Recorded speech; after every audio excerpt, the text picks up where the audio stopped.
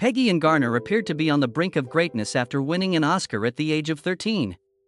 However, by the age of 30, she was impoverished, forgotten, and selling used automobiles to make ends meet. We are currently in the process of revealing the brutal reality of the events that transpired, including the enigmatic disappearance of her Academy Award and the startling betrayal of her mother. Hollywood endeavored to conceal this catastrophic narrative. Peggy Ann Garner was born in Canton, Ohio, on February 3, 1932. When she arrived, her parents, William and Virginia, had been married for 10 months. Virginia aspired to become an actress, while William was a lawyer. However, the Great Depression was a difficult time for everyone, and Virginia's career never really took off. Rather, she channeled all of her aspirations into Peggy. Virginia was promoting Peggy into the limelight from the moment she was able to walk. She was participating in dance courses and reciting poetry at events by the age of 3. Virginia was responsible for the household as her father was preoccupied with his legal career and rarely returned home. Virginia hosted a grand celebration on Peggy's 5th birthday and extended an invitation to journalists. She desired for the world to recognize her daughter as a potential superstar. However, the more Virginia exerted her influence, the more domestic issues escalated. Virginia refused to acknowledge William's desire for Peggy to have a typical upbringing. The altercations escalated, and Peggy would retreat to her closet, where she would embrace her teddy bear. Subsequently, Virginia resolved her position in 1938. She retrieved $200, packed their luggage, and returned to Hollywood with Peggy, abandoning William. Virginia did not squander any time upon their arrival. Peggy was employed as a child model within weeks, earning $5 per day, which was a substantial sum at the time. She was enrolled in a special school for child actors, where the mornings were dedicated to instruction and the afternoons were reserved for auditions. Virginia exerted considerable pressure on her. Peggy attended 5 auditions consecutively on certain days. Peggy secured her initial role in a smaller theater production that summer. It was exceedingly taxing. 6 evenings per week, in addition to matinees. However, Virginia perceived it as merely the commencement. Peggy underwent a screen test at Paramount 1 month later. The studio was impressed with her, and she secured her first film role in The Arkansas Traveler within a few days. Peggy had appeared in numerous advertisements and 2 films by the year's conclusion. However, her adolescence was rapidly dissipating. Playtime did not exist. Auditions, rehearsals, and extended periods on the set consumed each day. Virginia was in charge of all affairs. Peggy's professional trajectory continued to expand over the subsequent years. She received minor roles in films and gradually established a reputation for herself. Then, in 1943, everything underwent a significant transformation. She secured a role in Jane Eyre, portraying the younger version of the protagonist. Peggy stole the limelight, despite the fact that the production was a grand affair featuring Orson Welles and Joan Fontaine. Young Jane's performance in a critical sequence, in which she confronts her cruel aunt, was so excellent that the film crew was moved to tears. Critics also observed. The New York Times praised her performance as one of the most exceptional by a young actor. Hollywood took notice. A Tree Grows was being cast in Brooklyn by director Elia Kazan, and personally selected Peggy for the main role. However, prosperity resulted in an increase in stress. 6 days a week, Peggy worked 12-hour days. Afterthoughts were made regarding school and companions. Virginia was more demanding than ever, ensuring that Peggy never missed an opportunity. Additionally, Peggy was not involved in any of the decisions. Peggy had been acting for nearly a decade by the time she was 15 in 1947. She had earned approximately $150,000, however, the majority of it had been forfeited. She ultimately encountered her breaking point that year. She sought to have Virginia removed as her conservator in court with the assistance of her father. She accused her mother of allocating all of her funds to herself. Additionally, she disclosed that Virginia had administered her sleeping medications since she was 9 years old in order to maintain her regular schedule. The trial was a spectacle. Peggy described the years of control, manipulation, and exhaustion in a courtroom that was filled. Virginia denied all allegations, asserting that she had only acted in the best interest of Peggy. She also employed character witnesses to provide evidence in her favor. The judge rendered his decision 3 weeks later. Virginia was relieved of her role as Peggy's guardian, and William assumed responsibility. Hollywood was taken aback. Some perceived Peggy as courageous for her defense of her liberty. She was perceived as ungrateful by others. Regardless, the harm was inflicted. Peggy Ann Garner was only 13 years old when she portrayed Francie Nolan in A Tree Grows in Brooklyn, and the role had a profound impact on her life. Her performance was immediately noticeable upon the film's premiere on February 28, 1945. She was not merely reciting lines, she evoked a sense of authenticity in the character. Elia Kazan, the director, took a risk by allowing her to improvise in certain sequences, which resulted in some of the most poignant moments in the film. One of them was the moment Francie discovered that her father had passed away. Garner insisted on filming the entire scene in a single take, resulting in a complete 7 minutes of unadulterated emotion. The entire crew was in tears by the time she completed. The film was a commercial success, grossing more than $14 million, which is equivalent to approximately $215 million in today's currency. Her performance was lauded by critics, with the New York Times describing it as more than mere acting. It was as though she were Francie Nolan. Almost immediately, the role established her as a celebrity, and she began to receive thousands of admirer letters each week. She received the Academy Juvenile Award at the age of 14 on March 7, 1946, 1 year later. It was a significant occasion, particularly because she defeated Elizabeth Taylor, who had been the presumptive winner of National Velvet. Her dress fastener malfunctioned just prior to her onstage appearance, necessitating a last-minute alteration by the renowned costume designer, Edith Head. She limited the length of her acceptance speech when she ultimately accepted the award. And straightforward. I suppose I am the most fortunate girl in the universe. I am grateful. Everything was altered by that instant. She became one of the highest-paid child actors of her era, as her salary increased from $750 per week to $3,500. However, it also incited a debate in Hollywood regarding the appropriate performance style for juvenile actors. Her naturalistic approach was perceived by some as the future of acting. She did not decelerate. In the same year, she portrayed the irreverent Judy Graves in the comedy Junior Mississippi.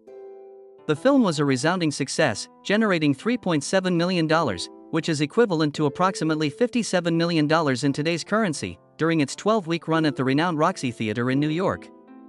Charlie Chaplin was equally impressed, stating that she possessed a level of comedic timing that was impossible to teach. 2 months later, she transitioned to a more serious role in Nob Hill, where she portrayed an Irish orphan in San Francisco. The film was released with an extensive budget, and critics praised her performance. Variety even stated that she was capable of conveying more with a single gaze than the majority of adult actors could with an entire page of dialogue. In September 1945, Life magazine featured her on its cover with the headline "Hollywood's New Wonder Child" as a result of her consecutive successes. On February 3, 1946, she executed a substantial contract with 20th Century Fox, which was valued at $1 million, or approximately $14.2 million in today's dollars, on her 14th birthday. Darryl F. Zanuck, the president of the studio, personally negotiated the agreement, referring to her as the embodiment of resilient youth in post-war cinema. However, the contract was accompanied by substantial anticipation. She was required to appear in a minimum of 4 films annually. She frequently participates in press conferences and has even lent her name to a line of girls' apparel and accessories. Fox meticulously managed her public image, portraying herself as the quintessential American teenager, optimistic, diligent, and relatable. This image was also reflected in her films. She was the lead actress in Thunder in the Valley, a 1947 film that explored rural destitution. The film was even screened at the White House for President Truman. However, the incessant pressure was exhausting behind the scenes. In diaries that were published years later, she acknowledged that she felt as though she was perpetually on exhibit, almost like a wind-up doll that was obligated to continue performing. Peggy Ann Garner believed that Black Widow, 1954, would facilitate her transition into mature roles. However, it had the opposite effect. Critics tore her apart for her portrayal of Nancy Ordway, a young writer who was entangled in a murder conspiracy. The New York Times characterized her performance as artificial, while Variety described it as rigid and unconvincing. The film generated minimal revenue, and 20th Century Fox promptly terminated her employment. She had received an Academy Juvenile Award for A Tree Grows in Brooklyn, 1945, just a few years prior. Hollywood no longer required her. She acknowledged in a 1975 interview that she felt as though she had been abandoned. The search for employment became more challenging following the release of Black Widow. Following her success in a Chicago stage production of Bus Stop in 1955, she was considered for the main role. She was beloved by the audience, however, the studio determined that she was not the appropriate choice for the role when it was time to cast the film. The position was awarded to Kim Stanley, who subsequently received an Oscar nomination, as they believed she was too innocent. She had also auditioned for Titanic in 1953, a few years prior. 1953, and was given considerable consideration. The director was fond of her, however, the studio ultimately selected Audrey Dalton, citing her more sophisticated appearance. Garner was once again compelled to observe from the margins as Titanic became a sensation. Years later, she acknowledged that these wasted opportunities could have significantly altered her life. She was compelled to accept any available roles, even if it meant participating in low-budget films that she disapproved of, as significant roles were becoming scarce. In 1949, she appeared in Bamba, The Jungle Boy, a budget-friendly adventure film in which she portrayed the daughter of a game warden. The film was not exceptional, however, it generated revenue, which obliged her to produce sequels. She was featured in Problem Girls, a film that depicted a reform school, in 1952, which was primarily intended to be scandalous. Her portrayal was a significant departure from her days as a child star, and the posters suggested that it was a risque production. Although it generated a substantial profit, it ultimately undermined her credibility. She was perceived by Hollywood as a forgotten former star who was merely accepting whatever she could. In retrospect, she acknowledged that she loathed being involved in those features, however, she required the financial compensation. The influx of film offers had ceased. She transitioned to television, accepting guest roles whenever she was able. She was featured in an episode of The Outer Limits in 1963. The episode garnered favorable reviews, however, it did not alter her circumstances. Additionally, she was featured in minor roles on Bonanza and Alfred Hitchcock Presents, however, these roles did not result in more substantial opportunities. She eventually transitioned to the stage. In 1964, participation in The Milk Train is no longer restricted to this location. Critics were not impressed by the production, which only lasted 69 performances. In the 1980s, she reflected on this period and acknowledged that she felt stymied. She was scarcely in her 30s, yet she felt as though her professional life had already concluded. She was performing dinner theater in small communities in order to maintain her health insurance. It was not the future she had envisioned. Peggy Ann Garner's romantic life was as turbulent as her Hollywood career. Her initial marriage to vocalist Richard Hayes in 1951 was characterized by the opulence of a fairy tale, until the harsh realities of life set in. They were married at St. Patrick's Cathedral, and Ed Sullivan was the one to guide her down the aisle, as her parents were unable to be located. That ought to have served as an indicator. Virginia Garner was notorious for her poor judgment, as she squandered Peggy's childhood earnings on extravagant parties and unscrupulous individuals. Peggy was already experiencing financial hardships prior to her marriage. Initially, she and Hayes appeared content, however, they were youthful, preoccupied, and traveling in opposite directions. He was rapidly ascending to fame in the realms of radio and television, while Peggy's once promising career was rapidly diminishing, which meticulously transitioned child actors such as Elizabeth Taylor into adult roles. 20th Century Fox allowed Peggy to fall through the cracks. The marriage ultimately disintegrated in 1953 due to the excessive strain. Hayes subsequently acknowledged, "We were simply too young." It was more than merely a divorce for Peggy. It was the inception of a downward trajectory. Her subsequent marriage to actor Albert Selmy in 1956 was even more disastrous. It appeared that they were passionately in love when they encountered each other while touring for a bus stop. The reality was significantly more sinister. Their relationship fluctuated between fiery passion and brutal battles, as Selmy had a violent temper and a drinking problem. In 1957, they welcomed a daughter named Catherine and Selmy. But the marriage was already in a state of disarray. They divorced in 1963, and the situation only deteriorated from that point forward. Salome subsequently committed a shocking murder-suicide in 1990, killing his second wife before turning the pistol on himself. Catherine, their daughter, endured the most hardship. Following her divorce, she was perpetually torn between two unstable parents and was unable to establish a secure foundation. Peggy was a real estate agent who was now depleted of funds, surviving on a meager $200 per month, which is equivalent to approximately $2,000 in today's currency. Growing up in a state of disarray, Catherine found herself frequently moving between residences. At 16, she became pregnant and relinquished the child for adoption. Subsequently, she married the father. However, this union was also short-lived. Everywhere she went, she was pursued by drugs, instability, and sorrow. When she passed away at the age of 38 due to heart failure associated with substance addiction, she was employed as a waitress at a diner in Tulare, California. This was Peggy's final and third marriage to real estate developer Kenyon Foster Brown in 1964, which was her concluding attempt at stability. It was unsuccessful. Peggy was still burdened by her past, Brown was experiencing business difficulties, and the couple decided to part ways in 1968. Peggy was virtually forgotten in Hollywood by that time, earning less than $10,000 annually and even selling vehicles to supplement her income. She was particularly attached to the memory of her early triumph, particularly the A Tree Grows in Brooklyn Academy Award that she had kept by her bedside as a child. However, it vanished, much like everything else in her existence. Each of Peggy's marriages was characterized by a similar pattern of suffering and loss. She had once been a Hollywood success story, as seen from the outside. However, the reality was quite different. A story of heartbreak that never seemed to end, bad luck, and broken aspirations. Peggy Ann Garner's existence after Hollywood was vastly different from the glamorous world she had previously experienced. She received an Academy Juvenile Award for her performance in A Tree Grows in Brooklyn as a juvenile actor. She was compensated with a whopping $1,250 per week during the production of the film in 1946. However, that sum of money was not sustained. During World War II, her mother, Virginia Garner Swainston, recklessly allocated funds to military personnel and extravagant celebrations. Peggy was entirely independent by the age of 16.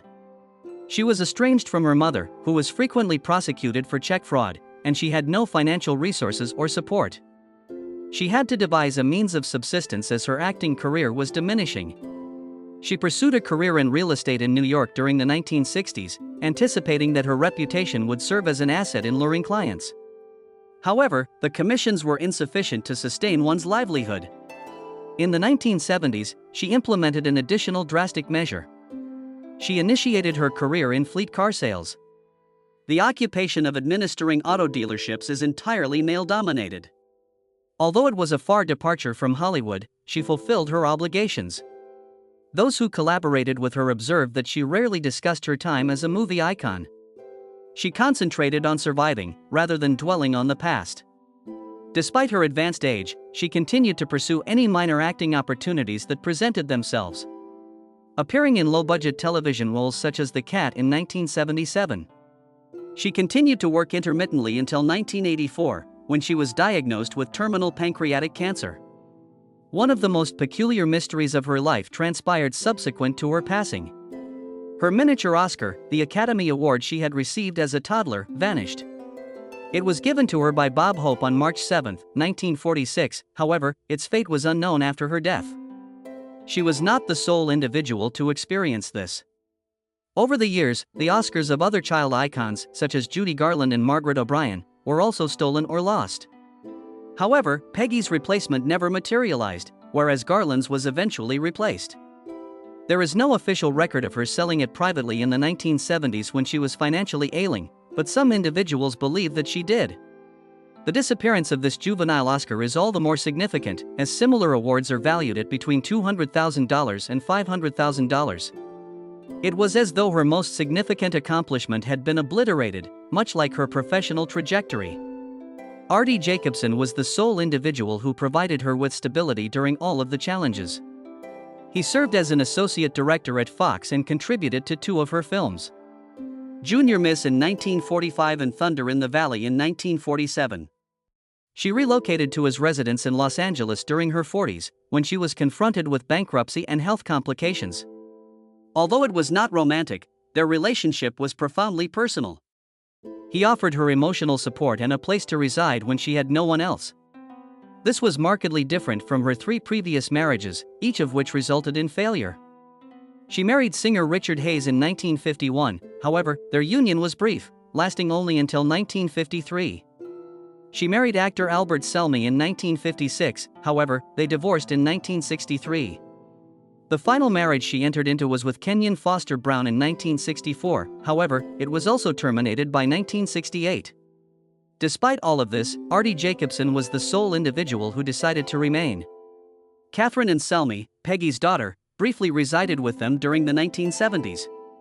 In early 1984, Peggy Ann Garner's health deteriorated after she was diagnosed with stage 4 pancreatic cancer by her physicians. She was only 52 years old. At that time, it was virtually impossible to survive this form of cancer. The probability of surviving an additional 5 years was less than 5%. Despite the fact that she was offered chemotherapy and radiation by her physicians, she declined. She did not wish to spend her final days in a hospital. She was more preoccupied with her professional pursuits. She intended to participate in a UK stage revival of The Man, a play in which she had previously appeared alongside Dorothy Gish in 1950. Additionally, she was in negotiations for a role in a television film. She dismissed concerns regarding her health when they were expressed. She stated that the curtain does not anticipate the ill. Her condition had deteriorated by September 1984. On September 28, she experienced an abrupt collapse while rehearsing in London. The agony was intolerable. Her skin had developed a yellow hue, indicating that the malignancy had obstructed her pancreas. Doctors advised her to enroll in palliative care, however, she declined. On October 5, she returned to Los Angeles to be with her estranged mother, Virginia. Her final days were spent at the Motion Picture and Television Country Estate and Hospital in Woodland Hills. She fluctuated in and out of consciousness. Nurses reported that she was persistently seeking her long-lost juvenile Oscar, a special distinction she had received in 1946. It had been absent for an extended period of time. Peggy Ann Garner passed away at 7:15 p.m. on October 16, 1984. She was not accompanied by any family members, only hospital staff were present. Physicians verified that the cancer had metastasized to her liver and lungs during their examination of her body. She continued to pursue employment mere weeks prior to her passing. She had traveled to London with the intention of starring in The Man. The play was about a young woman's mental breakdown, which coincided with the tragic dissolution of her own existence. The producers were unaware of her illness. She attributed her sudden weight loss, which ranged from 135 pounds to under 100 pounds, to stress when others observed it. However, her body was unable to maintain the pace. She collapsed while delivering her lines during a rehearsal on September 28. She vomited blood. The individuals in her vicinity described her as appearing almost unrecognizable, akin to a specter. The incident was reported in British tabloids, but it received minimal attention in the United States. Several decades prior, she had been a well-known figure. Currently, the press has scarcely acknowledged the situation. Everything was kept under wraps upon her arrival in Los Angeles. No one was aware of the severity of her condition. Did not pay her a visit. Catherine was grappling with alcoholism, and they had been estranged for years. A modest funeral was conducted at Forest Lawn Memorial Park in Glendale on October 20, 1984. Fewer than 15 individuals attended. The majority of them were erstwhile child stars, such as Margaret O'Brien. The duration of the service was a mere 22 minutes. Speeches and eulogies were absent. When she was interred in plot 5463 of the Freedom Mausoleum, for an extended period, her grave was left unmarked. Fans did not raise funds to install a plaque until 1992. It was titled Francie Nolan Forever, a tribute to her most renowned portrayal in A Tree Grows in Brooklyn. Peggy Ann Garner's final resting place was in a cemetery that was home to Hollywood luminaries such as Clark Gable and Errol Flynn. However, in contrast to them, her grave went undetected for years. There were no supporters present. Her name was incorrectly recorded in the cemetery records for an extended period, with the spelling Peggy Ann Garner. Initially, the expense of her burial had not been reimbursed. Finally, it was resolved in 1986. Her remains would have been relocated to a pauper's grave if it had not been. People gradually began to recall her again in the 1990s. Entertainment Weekly published an article in 1992 that referred to her as the most tragic child celebrity that you have never heard of. This resulted in donations for her grave marker. In 2015, vintage film festivals resumed screening A Tree Grows in Brooklyn, which served as a reminder of her abilities. However, Hollywood itself appeared to be unconcerned. Peggy's Juvenile Award was not included in the Academy of Motion Picture Arts and Sciences 2020 exhibit of missing Oscars. Her plaque on the Hollywood Walk of Fame was vandalized in 2021. Visitors to Forest Lawn frequently confuse her grave with that of another individual, even to this day. She was once a cherished young actress. Now, she was virtually forgotten. In recognition of its cultural and historical significance, the Library of Congress has designated a tree that grows in Brooklyn for preservation in the National Film Registry. Later, critics such as Leonard Maltin praised its raw and honest portrayal of tenement life, describing it as flawless in every detail. It is intriguing that the film's voyage to the screen was not straightforward. The script was initially rejected by censorship authorities, particularly the storyline involving Sissy, a character who was accused of advocating for bigamy and a deceptive philosophy of marriage. Studio administrators were compelled to implement modifications in order to prevent legal complications following a lawsuit filed by Sadie Grandner, Betty Smith's cousin, for defamation. Currently, a number of critics adopt a feminist perspective regarding Peggy's career. The novel A Tree Grows in Brooklyn was in advance of its time, and its emphasis on the powerful female characters contested the notion that women's sole function was to remain at home. Dorothy McGuire's portrayal of Katie, her mother, was an uncommon occurrence in 1940s Hollywood, as she embodied the exhausted, working-class matriarch. However, the industry continued to be unjust, despite the presence of these influential female characters. For her performance, McGuire received $50,000, which is significantly less than James Dunn, who portrayed the father and was awarded an Oscar. Peggy also advocated for the rights of juvenile actors prior to the emergence of movements such as the #MeToo hashtag. She provided testimony to Congress in 1955 regarding the challenging circumstances that youthful actors encountered. She disclosed that she had been compelled to work 18-hour days at Junior Miss, 1945, a violation of child labor laws. Even worse, only 12% of her earnings were deposited into a trust. Scholars now compare her struggles to those of Judy Garland and Natalie Wood, actresses who also endured under Hollywood's male-dominated system, as a result of the significant amount of money she earned as a child star that was lost. Peggy declared, "I will endeavor to make you proud," upon receiving her Oscar at the age of 13. In retrospect, those words convey a sentiment that transcends mere gratitude. They suggest the harsh reality of being a child sensation in an industry that frequently overlooks its most promising individuals.